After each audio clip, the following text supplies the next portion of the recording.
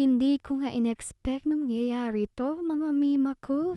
35 years na ako sa mundo pero ngayon lang nangyari 'to. May check-up nga ngayon ang alaga ko at pumunta nga kami.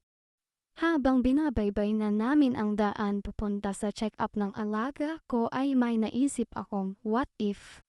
What if na stuck kami sa elevator? So ito na nga yun mga mima.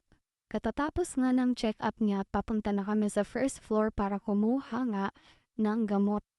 Pumasok nga kami sa elevator at ito nga ay yung nangyari mga mima ko.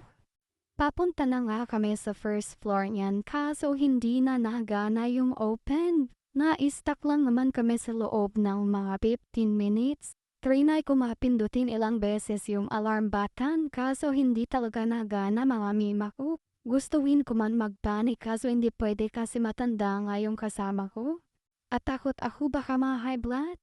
After 15 minutes na nga ay ni-rescue na nga kami. At dito na nga ay inopen na at tinuro nga sa amin na i-press lang daw yung alarm at sinabi ko din dyan sa guard na hindi nga gumana. Hay! At habang pauwi nga kami mga mima ay dito ko na naisip na totoo nga yung mga sinabi ng mga kaibigan namin. Napasmado daw ang pulanga ko. Lahat ng sinasabi ko ay nagkatotoo. Huy! Hindi pa nga ako nakaka-get over hanggang sa makauwi na kami. Huy! Ganun pala yung feeling.